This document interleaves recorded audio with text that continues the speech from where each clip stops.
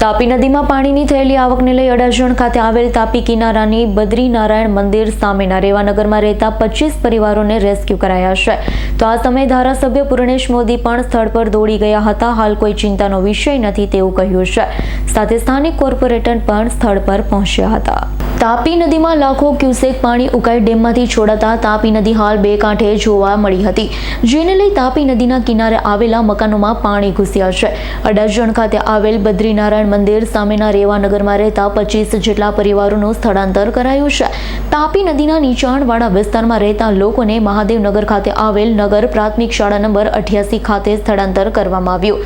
મનપા દ્વારા તેઓને રહેવા અને જમવાની વ્યવસ્થા કરાઈ હતી. તો સ્થાનિક ધારાસભ્ય પૂર્ણેશ મોદીએ પણ સ્થળ પર મુલાકાત લીધી. કહ્યું હતું કે હાલ કોઈ ચિંતાનો વિષય નથી. 2 લાખ ક્યુસેક પાણી છોડવામાં આવી રહ્યું છે. 3 લાખ ક્યુસેક પાણી છોડવામાં આવે ત્યાં સુધી કોઈ ચિંતાનો વિષય નથી. લોકોનું સ્થળાંતર કરવામાં આવ્યું છે. તેઓના ભોજન સહિતની વ્યવસ્થાઓ તંત્ર તરફથી કરવામાં આવી. મેડિકલ ટીમને પણ સ્ટેન્ડ બાય રાખવામાં આવી છે. 3.5 લાખથી વધુ ક્યુસેક પાણી છોડાય તો અડાજણમાં તાપી તટે આવેલા વિસ્તારો પ્રભાવિત થઈ શકે. સ્થાનિક નગર સેવિકા પણ સ્થળ પર દોડી ગયા હતા અને પરિસ્થિતિનું નિરીક્ષણ કર્યું હતું. મારું નામ દિવ્યા રાઠોડ છે. વોર્ડ નંબર 10 ની કોર્પોરેટર છું. કયો વિસ્તાર છે અને કેટલા ઘરોમાં પાણી આવ્યું? અડાજણનો રેવાનગરનો વિસ્તાર છે અને આ એક ઝૂંપડપટ્ટી છે, સ્લમ એરિયા છે. અને અત્યારે 20 જેટલા ઘરોને અમે સ્થાનાંતરિત કર્યા છે. અને દર વર્ષે વરસાદ જ્યારે પણ પડતો હોય છે, બહુ જોરથી વરસાદ પડતો હોય છે અને તાપીનું સ્તર જ્યારે પણ ઉપર આવતું હોય છે પાણીનું, ત્યારે આ સમસ્યા અહીંયા આવે છે. પણ પ્રશાસન તરફથી અને અધિકારી તરફથી એસએમસી દ્વારા જરૂરી પગલાં લઈને એ લોકોને સલામત સ્તરે સ્થાનાંતરિત હર હંમેશા કરવામાં આવે છે. કેટલા લોકો હશે પરિવારના લોકોને સ્થળાંતર કરી છે? એ લોકોની વ્યવસ્થા કરવામાં આવેલી છે?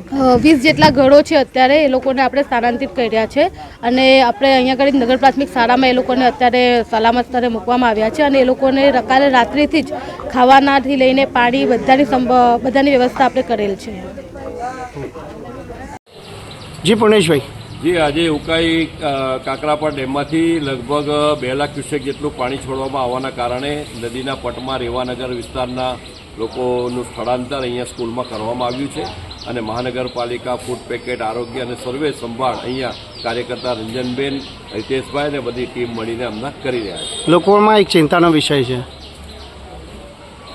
આગામી 24 કલાકમાં જોઈએ કેટલું ઇન્કમિંગ છે, એના આધારે પછી થોડોક નિર્ણય થશે. હાલ કેટલા લોકોનું સ્થળાંતર કરવામાં આવ્યું? 24 પરિવાર જે અહીંયા આપણે રાખવામાં આવ્યા. Bureau report S9 news Surat. અમારી તમામ માહિતીથી અપડેટ રહેવા માટે જોડાયેલા રહો S9 ન્યૂઝ સાથે.